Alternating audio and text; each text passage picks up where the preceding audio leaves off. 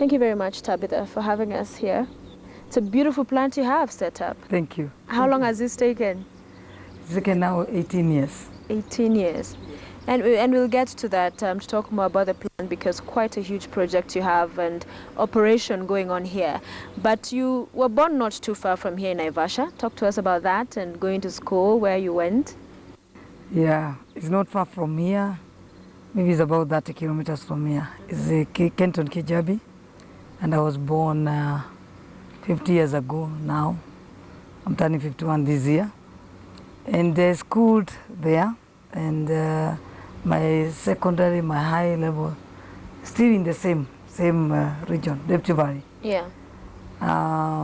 College is when I went to Nairobi, and got married here now, because I started working with the Ministry of Tourism here in Naivasha, and then I met Mr. Karanja in Naivasha, got married.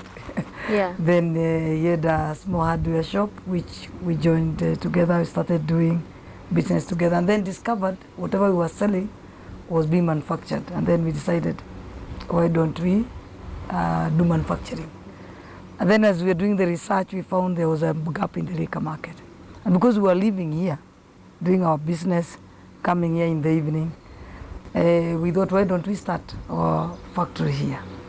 When we found there was a gap in the liquor market, lower market, neglected, people were left to drink whatever was available in their villages, we decided, why don't we come up with a product that was hygienically produced, that was affordable, and that met the international standard, and we started it here.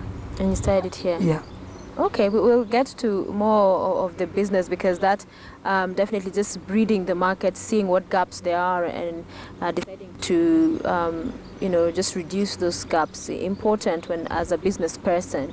But a little bit more of your growing up in school. What is it you wanted to become when you were in school? You know, the parents will encourage their kids, yeah, you should be a lawyer someday, you should be a doctor. What is it you were thinking about then when you were younger, Tabitha? Yeah. The younger Tabitha, I always wanted to become a doctor. I always wanted to become a doctor. Of course, I was lucky, I was bright in school, from primary, secondary, like that. Right. So even I managed to do science subjects and all that. But this is what I became, an entrepreneur. An entrepreneur. Yes, and I'm now the biggest brewer in this country. And in this country. Yeah, it must be quite a journey, because I imagine you go through school, you want to become something, and then now you decide, okay, let's re-strategize. Was that it for you? You finished school and thought, okay, let me rethink this. Yes. When you are, okay, you know, when you want to become a doctor, there is a certain marks that you require to become a doctor. So if you don't achieve that, then you do what next? What is there? So I thought of doing the business administration, which I did, and I think it has helped me even to do what I do every day. Yeah. Today, yeah. Okay. Yeah. So your husband, how did you meet him? Normal. Yeah, I can just say it's just normal meeting. You know, those years. Where? Now. In the village, in church, at a meeting. Do you remember? Yeah, in a meeting. Yeah. And you saw him and fell in love immediately? Fell in love, yeah. Really? Immediately, yeah. What was it about him? I think it's the chemistry, I may say, yeah. And then maybe God had planned this. Yeah. And he wanted, because the combination of us, we've managed to do what we managed to do today, yeah. So how long did it take between first meeting, dating, and getting married? That take long? No, it didn't hit the road running? It didn't take long. It just took a year. Yeah. Within after 1 year, we had gotten married. Yes. Within 2 years, I got my firstborn. After meeting, within 2 years, I got my firstborn. Firstborn. And now you have 4 kids. Talk to us about them. How old are they? What are they doing now? Okay, now the last born is now turned 25 in May this year. Finished school, all of them, of course, college, and they are now all working. They've also now become like mom and dad. Yeah. They are struggling and they are trying, and I'm happy to see what they've managed to do also. Business people. Yeah, business, yeah. So they say that people will do what it is they're passionate about, what it is they like. So for you, deciding to get into the liquor business, as you mentioned earlier, was purely because of a need you noticed that there's a gap in the market that you wanted to fill. Wasn't because you thought, this is the thing I'm passionate about. Yeah, it's true. Yeah. We just wanted to go to manufacturing and then did a bit of research. Without a lot of money, of course, doing a research 6 months. And then we discovered there was a gap. Yeah. And that this gap, we thought it was, people had not noticed it. So we just got into the industry without knowing. Yeah. The people who were then there had monopolized this market and has jealously guarded the market that anyone who tried to enter had to face a lot of challenges. So what are those challenges you faced at the beginning? Okay, unfair competition. When we got in, it was unfair competition. And then when we got in, because people are used to having one product or one company for the last 80 years. So when you got in, you are taken as you are intruding. You are intruding into a certain market was just meant for certain people. Yeah. So when we got in, people could not understand. So when we started crying, there's unfair competition here, we hardly got support from anyone. And we faced a lot of challenges, which I can only say is unfair competition.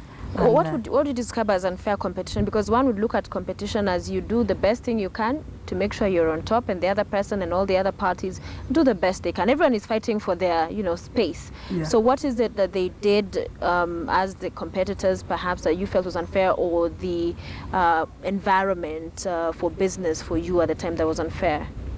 Yeah, they're unfair because when we started, it was smear campaign. The smear campaign, that whatever was making was not to the level, was not the standard. And that one went all the way up to the parliament. And then after we won on that, because of course you have to produce the certificates, the quality, the analysis. And then after we won that again, now the Kenya Revenue Authority being used again to backdate and explain the tax and demanded within 14 days. Again, we went to court, won again that, because the judge said this is a misuse of power. And then after that now, this is unethical trade practices.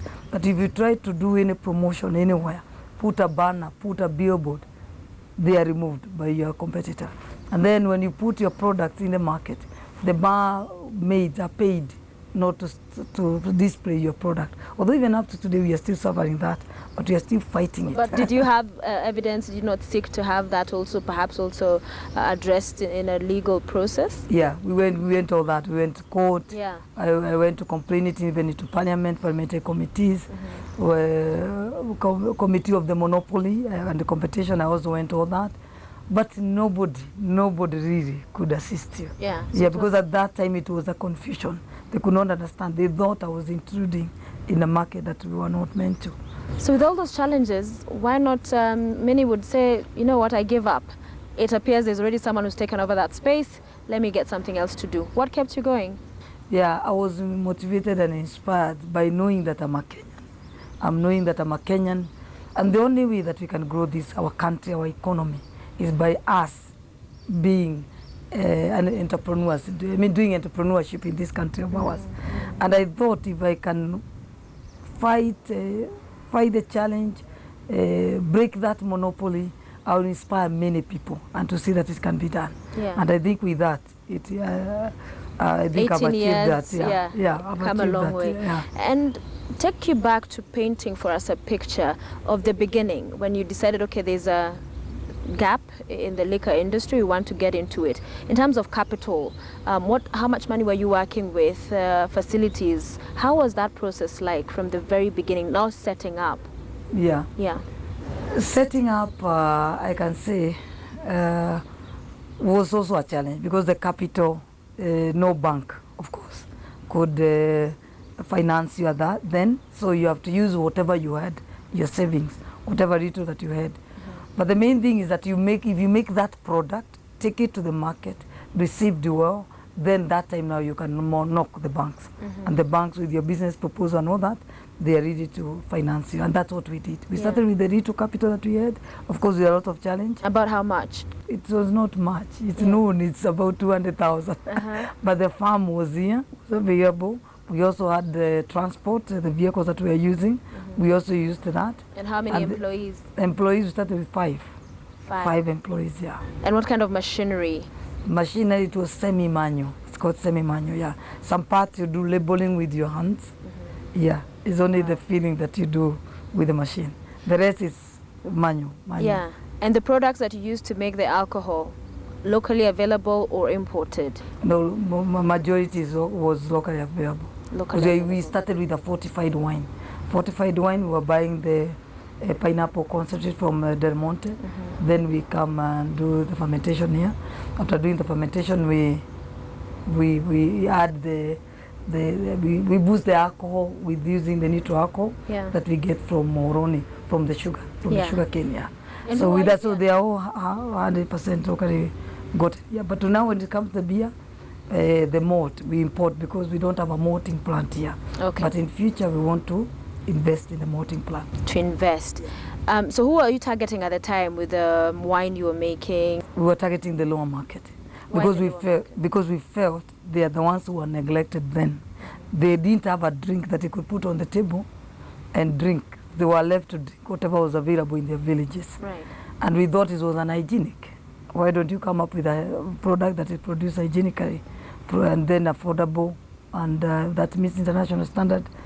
And then when we were doing that, we also discovered even the middle and the upper market didn't also have choices. Right. And also we thought, why don't you come up again with a choice? And that's how we thought of coming up with the Summit Lager. The Summit Lager, again, we had to try and come up also with a more superior product than what was in the market. Because you have to be different. When you come in, don't just come and copy your competitor who has been there for many years. Yeah. For people to turn nice or new, you have to make sure that you're different. So we came up with a more superior beer. People didn't know that you can have a beer and go and wake up in the morning with no hangover. People didn't know that they can have a beer and have no aftertaste. Yeah. And they can also have a beer that is also healthy with no additives, no sugar added and all that. And after we launched the Summit Lager, you can see it only took us very short time to notice that whatever we had launched was not enough. And that's why now we did this expansion that you can see here, which you launched this year. The name Keroche, where did that come from? The name Keroche is the name of one of the directors. One of your directors? Yes. Okay, who was with you from the beginning? Yeah, my husband. Oh, yeah. His name? I'm not going to say one of the directors. So his full name is? Yeah, but now it's changed. His full name is Joseph Mugai Karanja. But when you go to the village, you hear it's called Keroche. In a Kikuyu, it's a Kikuyu name. Yeah. So when my father-in-law used to come and visit, although he's late, I could hear themselves calling each other, Keroche. But was that before the company or after? Before the company. Before? Yeah. So when I wanted to start this company, I thought, that's a good name. And because I love my father-in-law so much, I thought, why don't I call it Keroche now? Because his own was called Keroche. Yeah. I thought, why don't we do it? I use my father-in-law, although he's late. And he was a very good man, wise, clever. And we remember him every day. Every day? Yeah, and that's a way to keep his memory alive. Yeah. Who was encouraging you at that particular point, you and your husband, in the business, and guiding you also? Because you're learning as you're going along as well. It is true.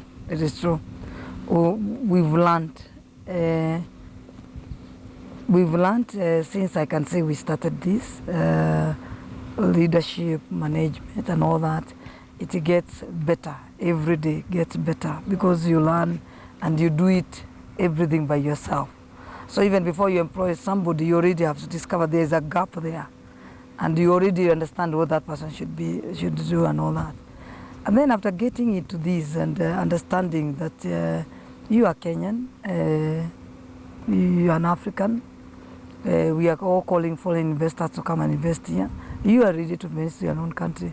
You felt you needed to fight for your space here. And then after that, now having gotten to the banks, gotten the loans, because to finance such projects you require a lot of money. And then having with those big loans and all that, you had always to fight, because anytime you felt you could fail, it was not always about you. It was about the employees and about the whole thing.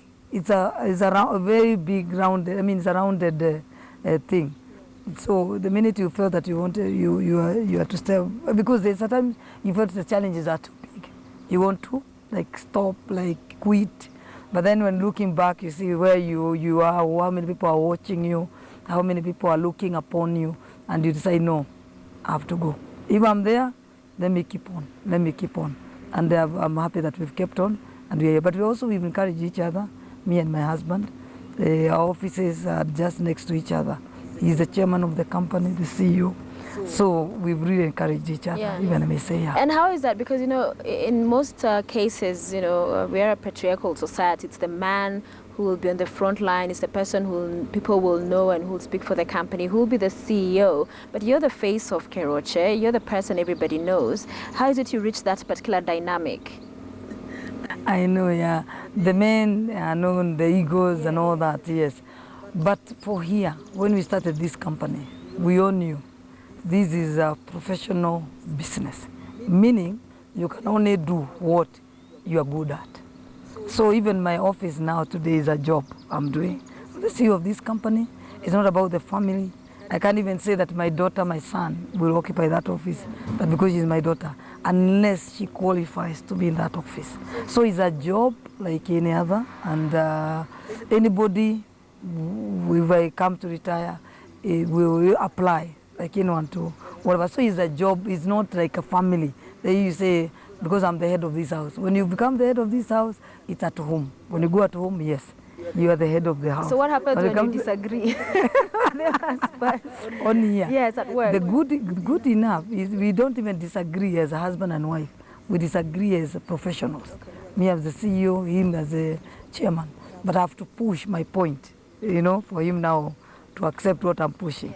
If he doesn't accept today, I'm ready to wait even for tomorrow, a week. I'm patient, and then convince and make sure that he understands. And when he understands, then I tell my management, yes, we can now. I've gotten him on board. Yeah. But then, how do you make sure in that time when you're not disagree? I mean, you're disagreeing and you're not reading from the same script, that at home it doesn't escalate to home, because it's very tough, I imagine, to be able. It's a thin line between, because you're still in a relationship, you're married, so you're working together. And then you're going home again in the evening. So how do you ensure that you leave work disagreements at work when you go home? Hi, husband, hubby.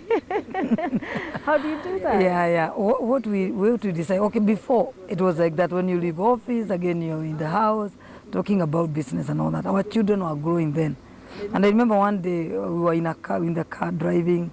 And our children are in the car, and they asked, there's one, I don't want to mention which one, but one asked, there's nothing else, guys, you talk, you are only here, you business.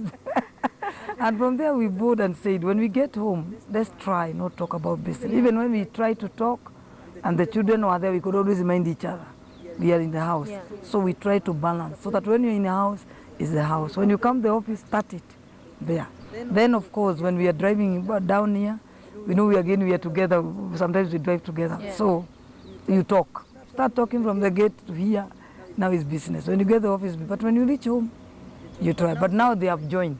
So because they have joined now in business, you find out even somebody is running out to ask you a question. Yeah. So again, now we are talking about business. So now your family gatherings, Christmas, yeah?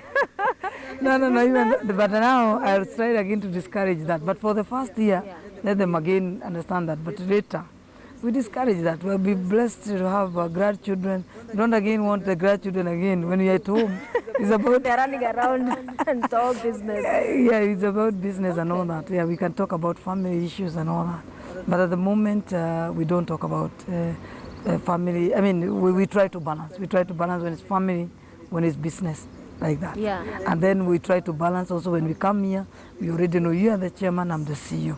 It's a business, it's an office. You are setting an office for somebody else who will come tomorrow, so that you can be able to manage. Yeah. But it's not that family or whatever, and I'm happy about that. And you never feel like it's too much being into the space. You're at work together, you're at home together. It's 24/7 almost with each other. No, the good thing is that we are friends. We've been friends since the beginning. Okay.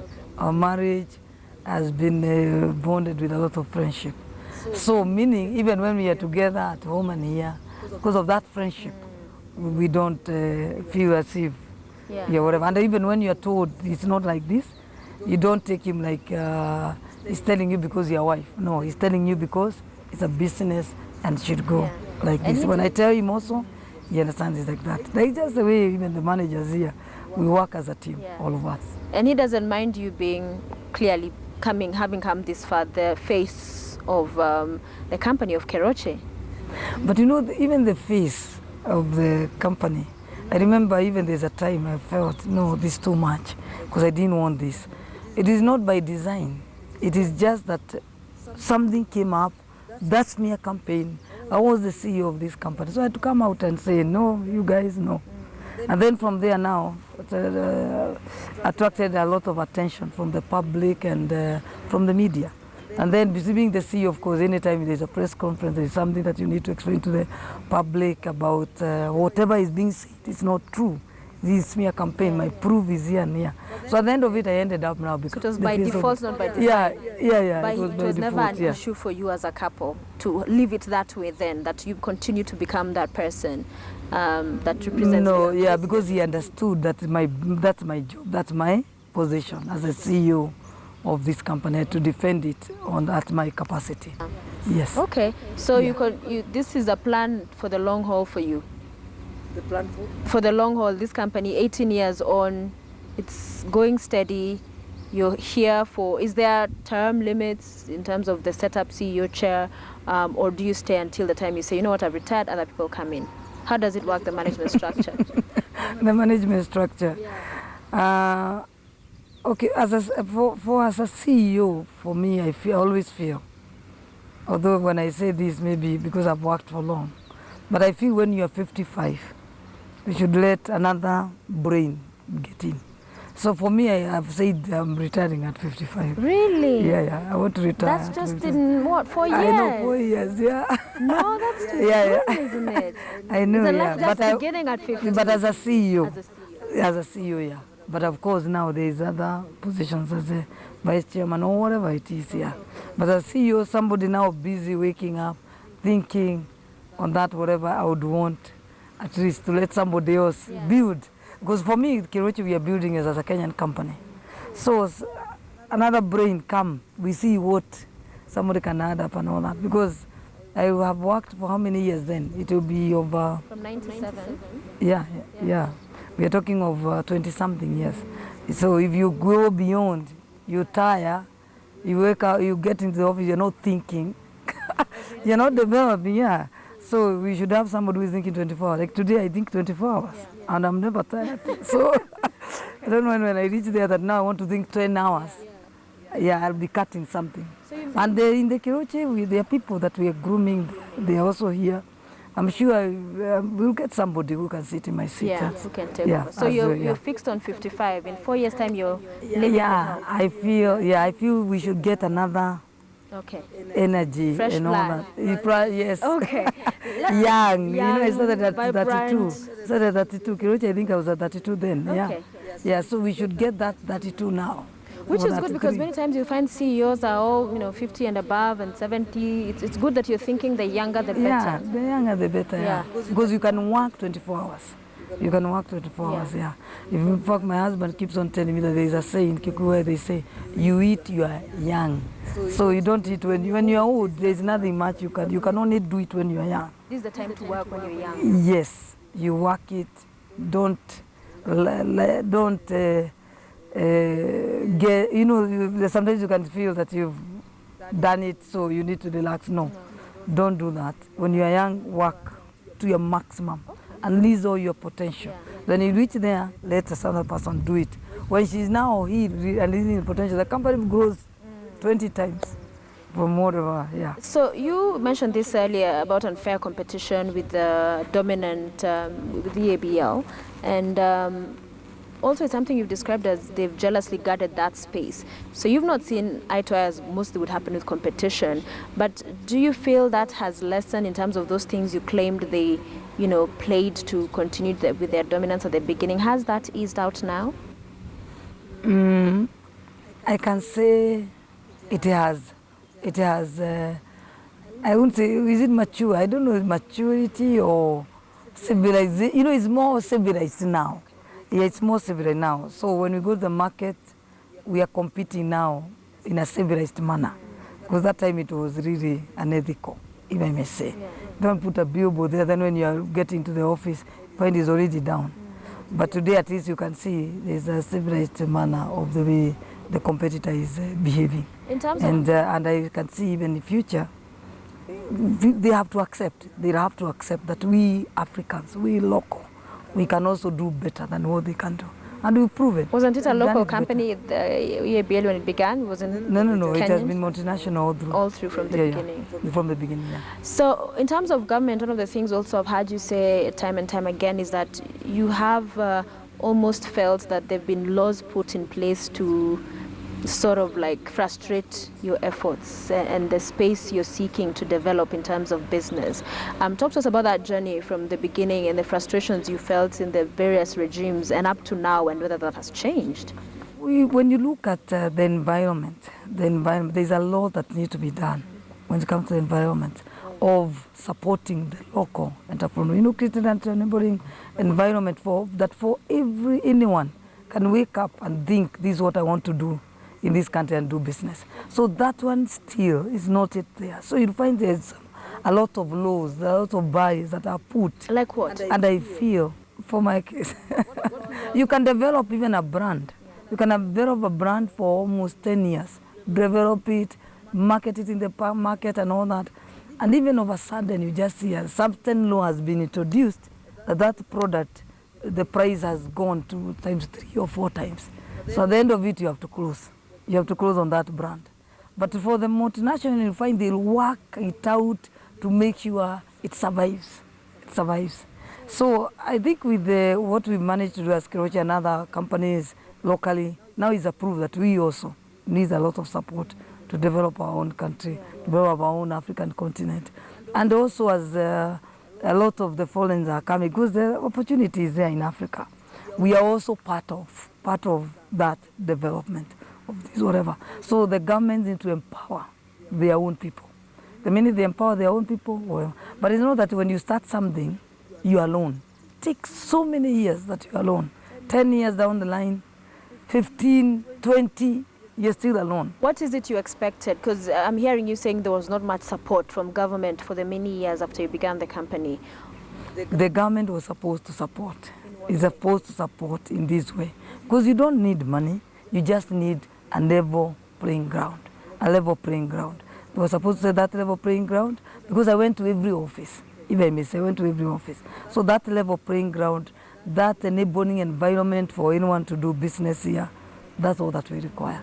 The rest, as an entrepreneur, you do it for yourself. You go to the bank, get the finance, Jago pay you or whatever. If you employ, you actually create jobs for our own people, because that's what we can say.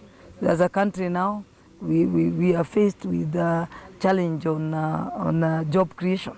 So if a local can say that I want to start this, it definitely know that you create jobs and you grow the economy, pay more taxes. So why would the government support that?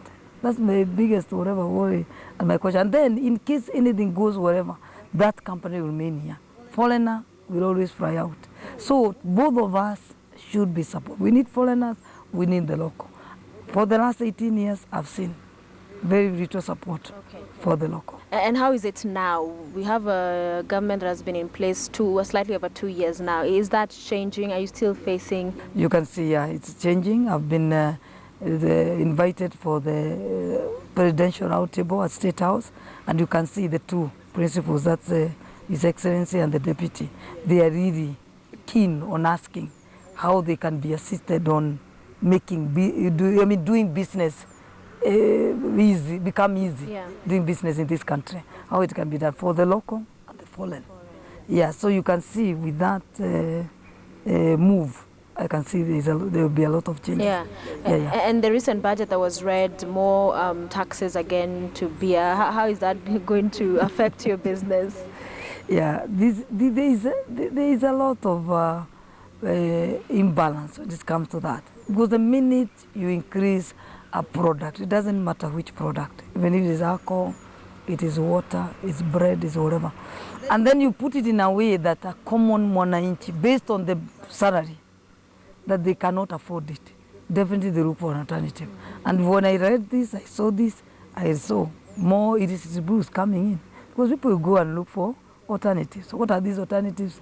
The And you know how, stuff. yeah, cheaper stuff. And you know how little they are, how they are causing health hazards to our people. So instead of increasing, it's better to make it affordable too. Like now we are making the best beer, but it can't be afforded to the common, you know what I mean? Yeah, because it will cost maybe 150. We've not even known how much it has been increased, but I can imagine it will still keep on going up. Yeah, so every product we make here, maybe the cheapest will be 100 shillings, 120. Based on whatever, if somebody wants to drink one for the road every day, or even on weekends, it's very hard for people to afford. So we'll be making for a certain class.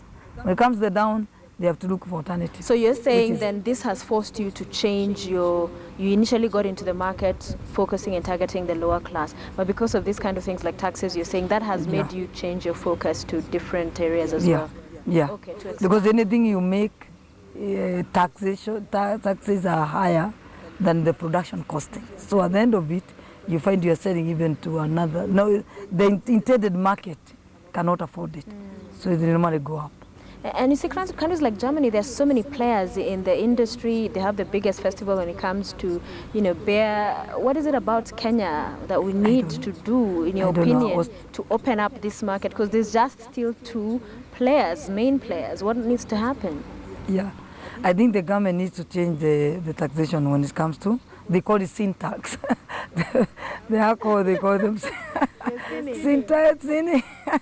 But I don't think it's anywhere in the other part of the world that is called that. I'm still checking to see whether there's a German who was telling me that the money that the government collects on a beer here, you can buy a beer in Germany. It's enough to buy a beer. 1 liter beer, a pint of beer in German. Just the taxation. So what does that mean? They make it affordable. They make it affordable to everyone.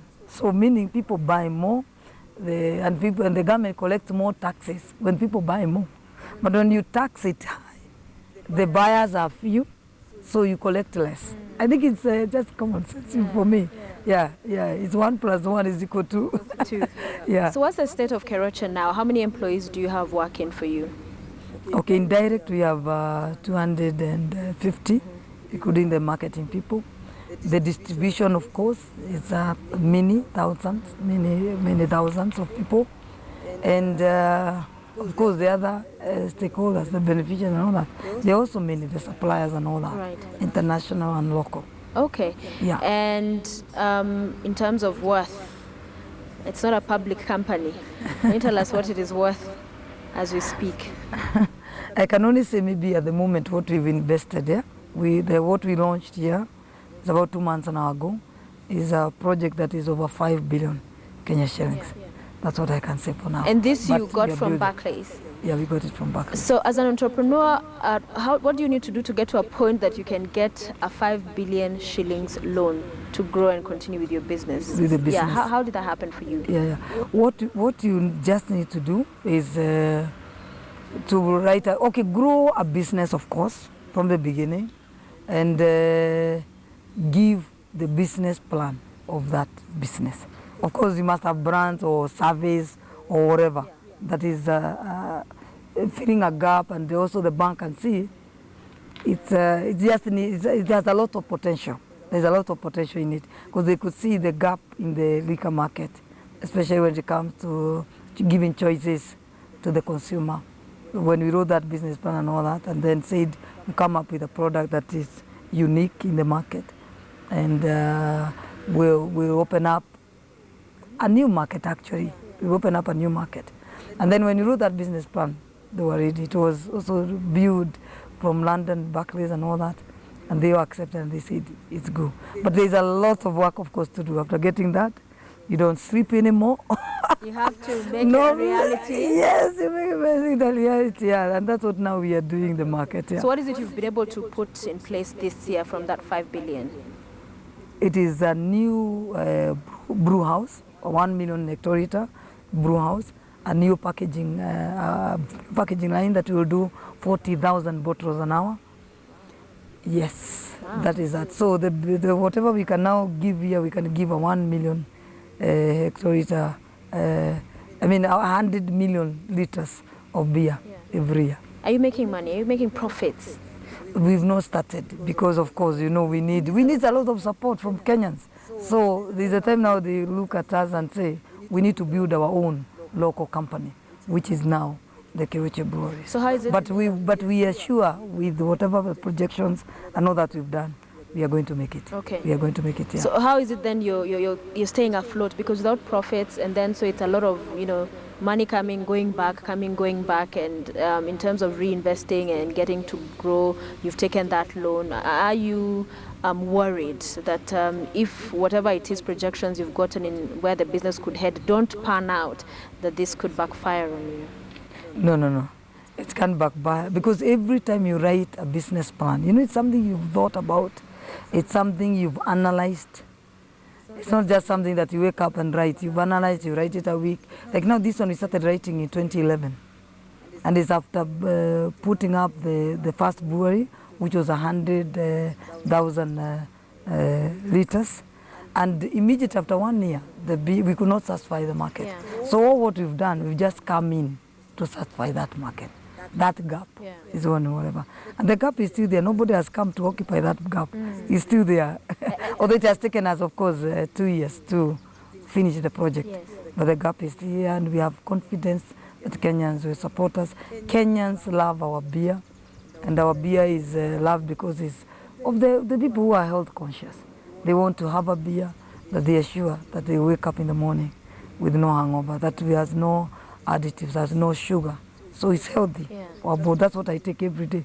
A summit malt every day. You take a summit malt every day? In the morning? Yes, even in the morning, yes. So you saw Obama having it in German over. So you wake up, have a shower. Instead of having the bread, that's what I have.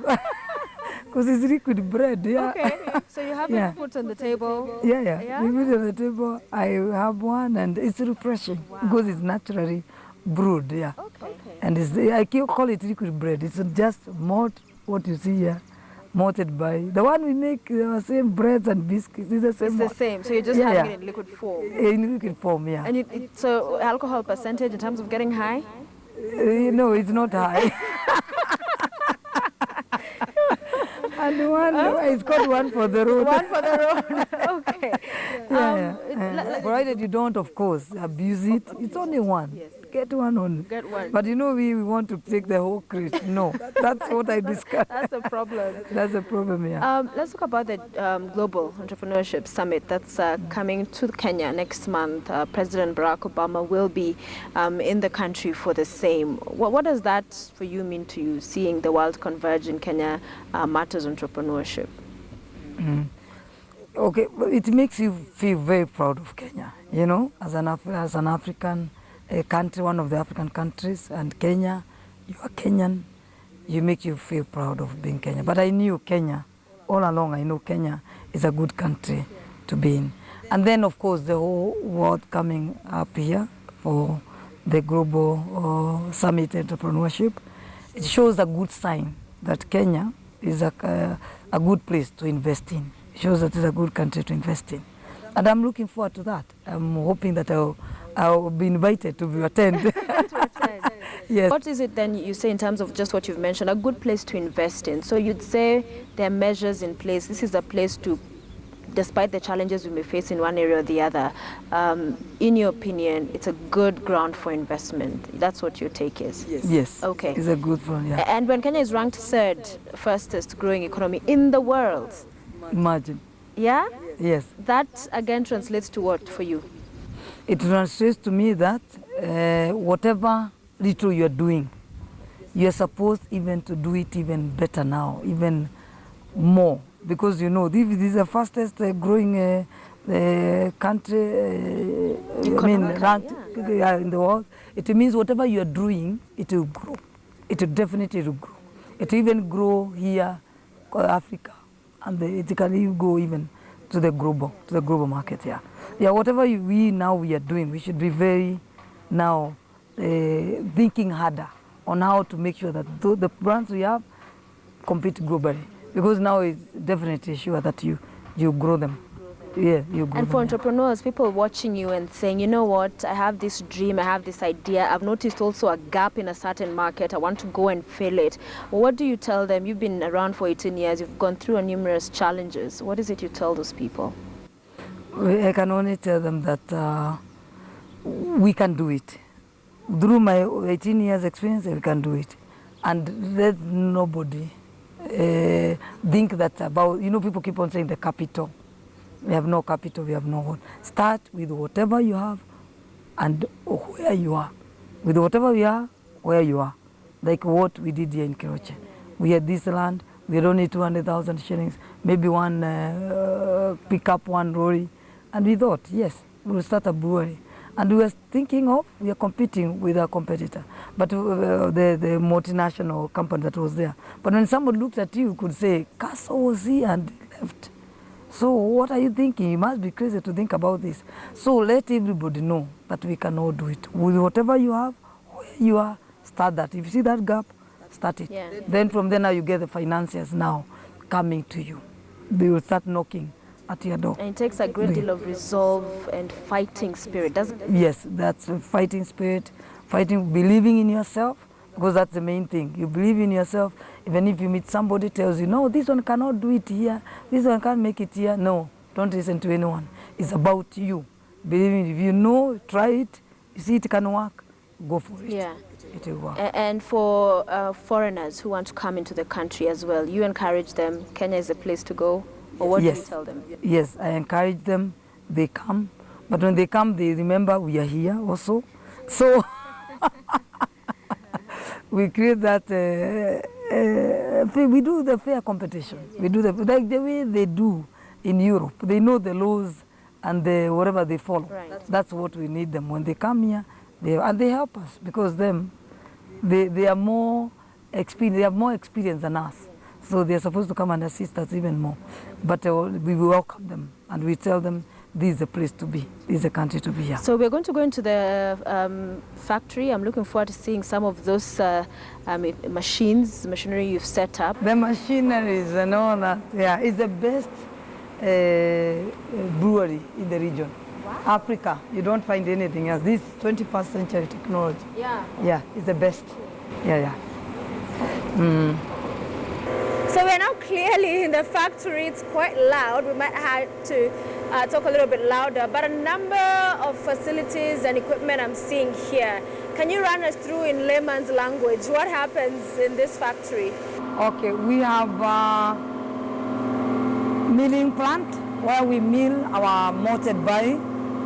Then of course we bring it in those brew house. You can see the brew house has many different tanks, where one has to do the mixing with the water, boiling, separation of the spent grains to so that you take the liquid. The liquid is what we bring to the fermentation tanks. We ferment for 21 days. Then the spent grains, that is the mashisha. We call them mashisha. They are taken to the spent grain silo, where the farmers come and buy for their cows. Then the beer, when it's ready for the 21 days, we take it there, we package, and then we release to the market. So currently, you're only having your products supplied in Kenya. Is there any plan to extend perhaps the East African community beyond?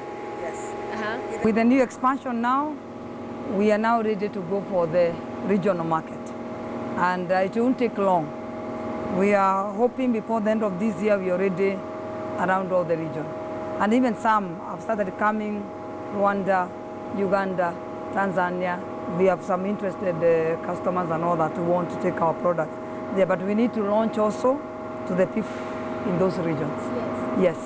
And also, what about giving Kenyans an opportunity perhaps to have a share of Keroche Breweries? Intending to take this to the stock exchange as well? The next 5 years, that's what we planned. We'll take it to because all our plans have been that Kenyans should own this brewery.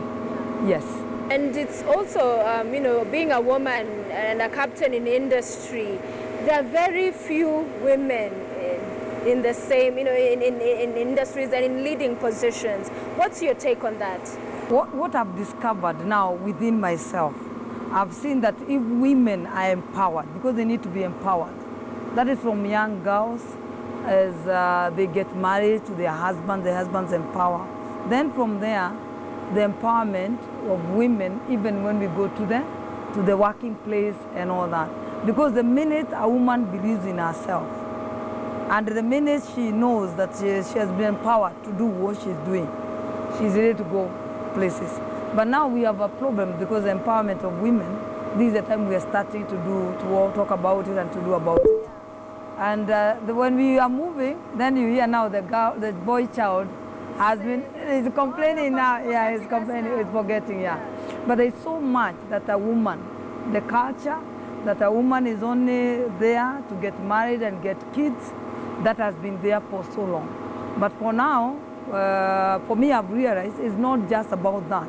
You also need to play part in growing the economy of your country. Yeah. You get married, you get your kids, yes, but also take part on growing the economy of your country.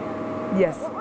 Do you buy into this notion that women are their worst enemies in terms of helping each other grow and get to where they need to be? Okay, for me, I don't think it's women being enemies of the other. It's that empowerment, and for the society to believe that even women can be on the boardrooms tables, not only in the kitchen. The way our culture has been that women can only be in the kitchen. So when the girl is born, when she's growing up, it's not her place is not only in the kitchen. She should be shown that your place is also to grow the economy of this country. Play part on growing leadership, wherever you visit, in politics, visit in business, we can also do it. And also, of course, we women, we also need to believe in ourselves. Come out of that, that cocoon, that culture, believe. So that now women, we believe in ourselves and we know that we can also do. What is your thought on beer? What is this healthy beer you talk about? Quality beer, naturally brewed, like what we are doing here in Keroche, is a healthy product. Taken, of course, responsibly. Taken responsibly. One every day is good for your health. Believe me, it's liquid bread. When you go to German, people take it for their breakfast. When they're having their breakfast, the first thing they whatever is a glass. If you give birth as a woman in German, the first thing you're welcome to is not a Coke, it's a glass of beer. Yeah. It's a glass of beer because it helps people, they cleanse the bodies and all that. It's good. But now what we see outside there, the illicit brews and all that, they are not healthy. They are not fit for human consumption. But it's done with the technology that you can see here, using only 100% malt, with no other additives apart from the distilled water and the hops, which we know the hops is grown in those parts of Germany. Done that, fermented for 21 days. It's good for your body.